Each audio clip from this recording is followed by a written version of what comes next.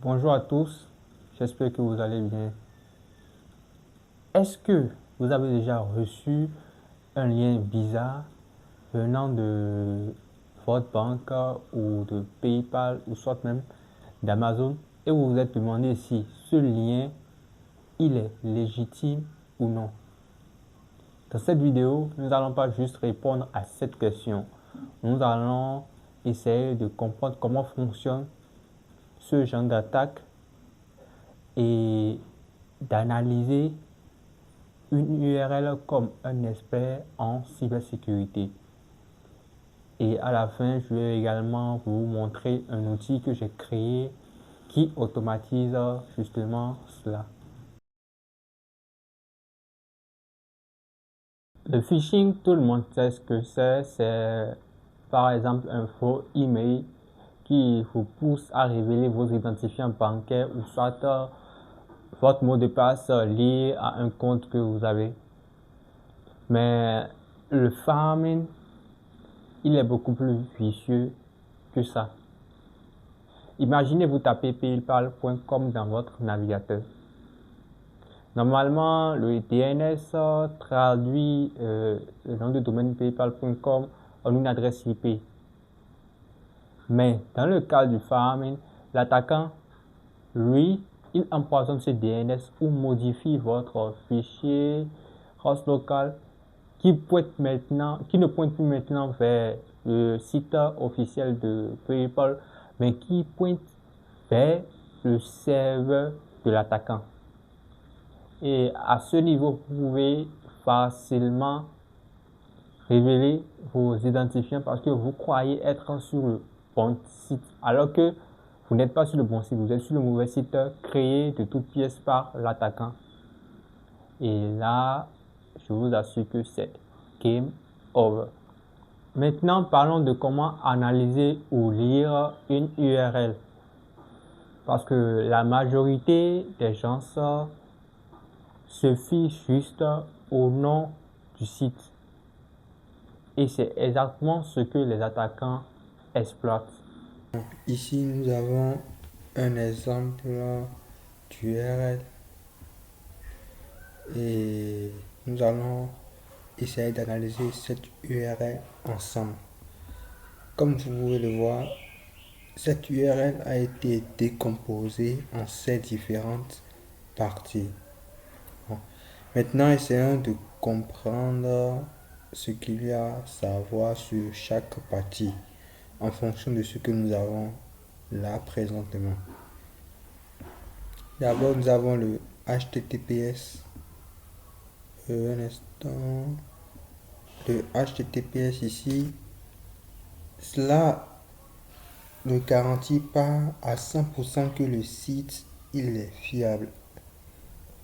Cela veut juste dire que la connexion elle est chiffrée.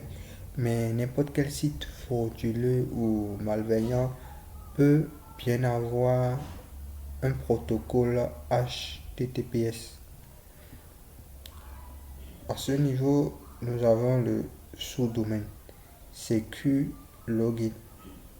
Cela peut sembler rassurant, mais c'est juste fait exprès pour plus vous manipuler en fait. Maintenant, nous avons ici le domaine principal PayPal. Vous allez constater que si vous regardez bien que à la fin, nous avons un chiffre 1. Si vous ne prêtez pas attention à ce qui a été émis, vous allez penser que c'est un L. Le L de PayPal a été remplacé par le chiffre 1 dans cette URL. Et ça prête à confusion. Pour ceux qui ne prêtent pas vraiment attention à ce qui a été mis. Et facilement, vous pouvez être redirigé vers un site frauduleux. Et ici, .com, c'est le TLD, Top Level Domain, qui ici est beaucoup plus safe, c'est un peu rassurant, mais d'habitude les sites frauduleux, les sites que les attaquants utilisent ont souvent un TLD comme .tk, .lm ou .xyz. Pourquoi? Parce que c'est peu coûteux et souvent c'est gratuit. Donc c'est ce qui est le plus utilisé par les attaquants. Et ici, vous allez voir le chemin et les paramètres, verify, account, token, ainsi de suite. Cela, c'est juste un décor qui a été mis là. Et vous pouvez ainsi comprendre comment cette URL a été formée. Mais pour comprendre en profondeur ce que contient cette URL, vous devez faire une analyse beaucoup plus approfondie en utilisant des outils appropriés pour pouvoir vérifier l'âge du domaine, vérifier depuis quand ce nom de domaine a été payé, pour également vérifier si une certification SSL a été prise en compte, plusieurs choses en fait. Et je devais vous expliquer un truc également, c'est que à ce niveau-là, on a eu PayPal avec un à la fin au lieu de L. C'est une attaque par homographe. C'est-à-dire que on remplace des lettres de l'alphabet français ou de l'alphabet anglais par des lettres de l'alphabet grec. Ce qui fait que certaines lettres se ressemblent mais ne sont pas identiques. Votre navigateur, lui, va voir des noms de domaines différents, mais vous, à vue d'œil, vous allez penser que c'est PayPal qui a été créé, mais c'est tout autre chose qui a été créé.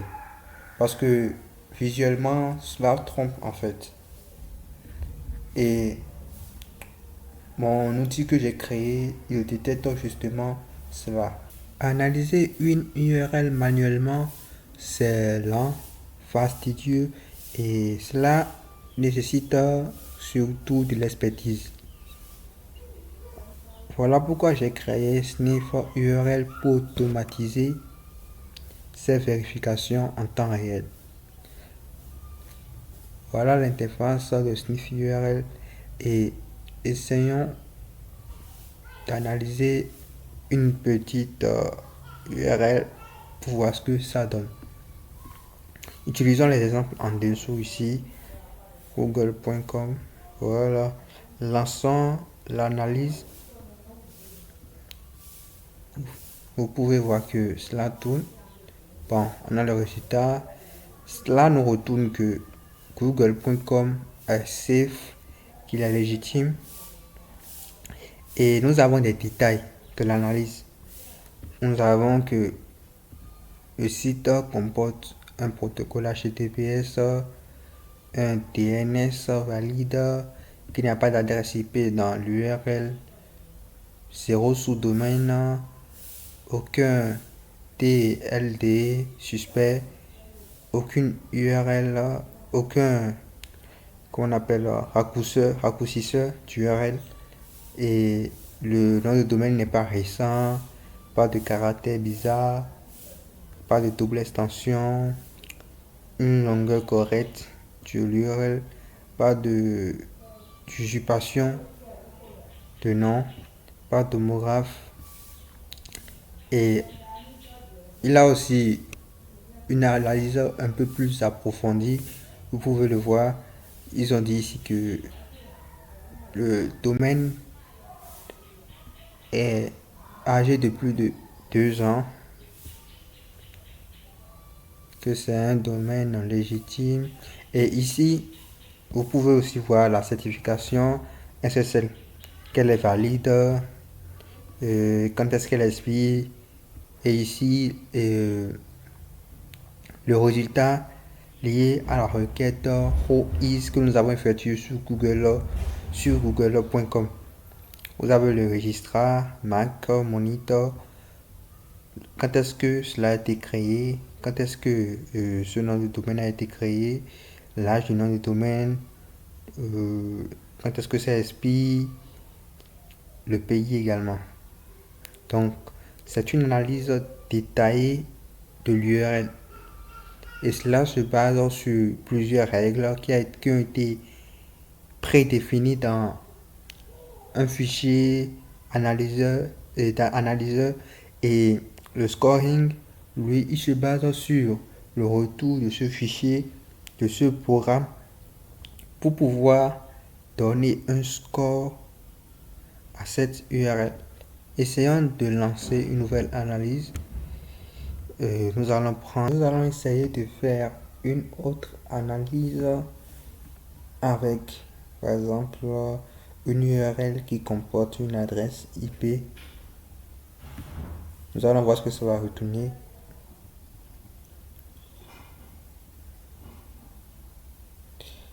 Cela nous retourne un score de 65 sur 100. Very suspicious. Et cela nous dit de bloquer le site, de ne pas faire confiance à ce site. Pourquoi? En regardant les indicateurs en détail, on voit que le HTTPS n'est pas activé. Et c'est vrai, vous pouvez le voir dans l'URL ici. Le DNS n'est pas résolu. Une adresse IP a été détectée. Aucun sous-domaine. Un TLD normal. Le domaine n'est pas connu. Absence de caractère bizarre. Et ici, il a d'autres détails concernant l'URL. Vous pouvez voir aucune certification SSL valide. Aucun domaine. Vous pouvez le voir. Voilà pourquoi le sniff URL a retourné un score de 65 sur 100. Parce que on ne doit pas faire confiance à un site qui comporte dans son URL une adresse IP. Essayons avec une URL qui comporte un caractère homographe. Nous allons utiliser ceci. Nous allons lancer l'analyse. Voyons voir ce que ça retourne. Un score de 75 sur 100. Critique. Et pourquoi? Voyons voir. HTTPS activé, DNS non résolu.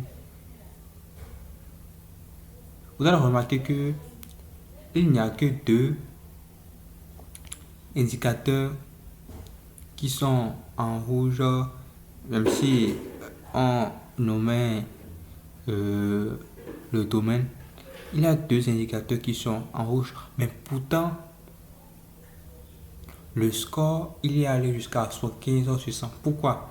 Parce que les caractères homographes sont souvent signes à presque à 100% des cas signant d'une URL malveillante. Voilà pourquoi le scoring met beaucoup plus de points, beaucoup plus l'accent sur cet indicateur. Et je vais vous montrer pourquoi cela n'est pas vraiment le vrai Apple.com que vous tous vous connaissez. Regardez attentivement ce A. Je vais taper un A à côté, vous allez voir et comparer. Vous pouvez voir que celui-ci, il est beaucoup plus différent de celui-ci. Regardez attentivement. Cela provient en fait de l'alphabet latin. Et cela porte confusion avec celui de l'alphabet français. Et en allant plus bas, aucun certificat SSL trouvé, aucun nom de domaine, aucun registrar. Et là, si certains d'entre vous, je suis sûr que certains d'entre vous, oui, ma merde.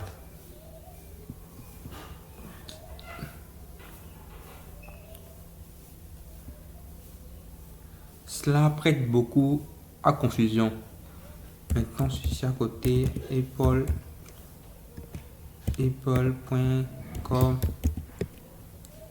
Vous pouvez voir clairement la différence, mais si cela était dans votre navigateur, vous ne trouverez pas vraiment la différence parce que visuellement, ça trompe et facilement vous pouvez être dirigé sur une page ou sur un site frauduleux. Donc faites beaucoup plus attention sur les sites sur lesquels vous allez en regardant correctement, en analysant les liens que vous recevez, si surtout cela vous paraît suspect. Maintenant, analysons pour finir l'URL que nous avons décortiqué précédemment au début pour voir ce que Sniff URL trouve là-dessus.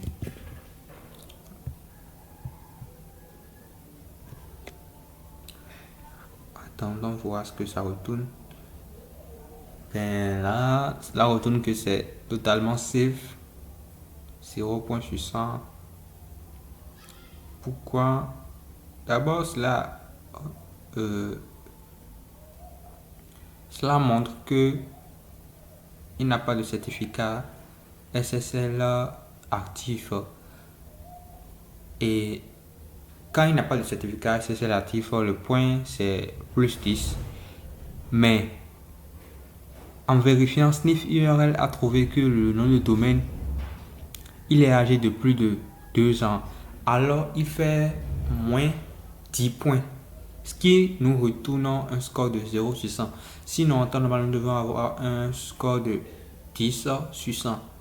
Parce que plus un domaine est âgé, plus cela est beaucoup plus fiable. Et ici, vous pouvez constater que cela a été payé par ce domaine est possédé par Mac Monitor. Et pour plus d'explications, c'est que PayPal a racheté plusieurs variantes de son nom de domaine afin d'éviter que les attaquants puissent exploiter des noms de domaine similaires au leur et rediriger les clients vers des sites frauduleux. Voilà pourquoi certaines grandes entreprises payent des noms de domaine similaires au leur pour pouvoir protéger leur image, protéger les utilisateurs contre le pharming. Essayons de faire un petit tour rapide sur comment Sniff URL est construit. Vous pouvez voir les différents fichiers, le readme, le .git, le fichier analyseur url.py qui est le fichier qui décortique l'URL en ses différentes composantes et le fait analyser par différentes fonctions. Le ap.py qui est en fait le cerveau. Ici, nous avons le requirement.txt qui comporte les dépendances. Notez que vous pouvez utiliser ce outil en ligne de commande également. Ici, nous avons le scoring.py qui se base sur le retour de l'analyseur et essaie de calculer un score de confiance aux différents URL. Ici, nous avons une petite démo. Et en lisant, vous pouvez mieux comprendre comment est construit Sniff URL. Les différents levels de confiance, ce que ça signifie. Vous avez également la stack à ce niveau, le backend en Python et en Flask, les différents fichiers d'analyse, le front-end en Vanilla déployé sur Filter, VPS. Vous avez également la structure du projet. si vous êtes désireux de tourner ce projet en local, vous pouvez utiliser ou suivre en détail ce qui a été dit dans le résumé. Vous pouvez également utiliser Sniff URL en tant que API pour le combiner à vos différents outils. Et ceci, c'est ce que retourne l'analyseur. Et c'est ce sur quoi se base le scoring pour pouvoir retourner un score de confiance. N'hésitez pas à contribuer à ce projet si cela vous intéresse.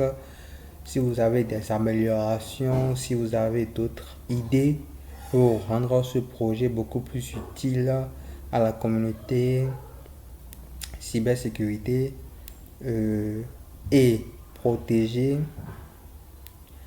certaines personnes contre le farming ou le phishing, ce serait vraiment génial que vous apportiez votre touche personnelle à ce projet pour qu'il devienne un projet communautaire et vraiment utile à la société pour réduire les différentes attaques liées au farming ou au phishing.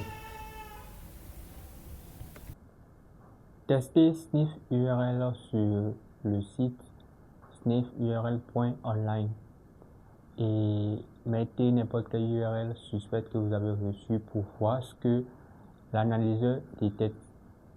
Le lien YouTube est dans la description et une star, ça prend juste 2 secondes et ça aide vraiment le projet à exister. Si vous avez des questions sur comment l'analyse fonctionne ou si vous voulez que je creuse un indicateur particulier, dites-le en commentaire et je le ferai dans une prochaine vidéo.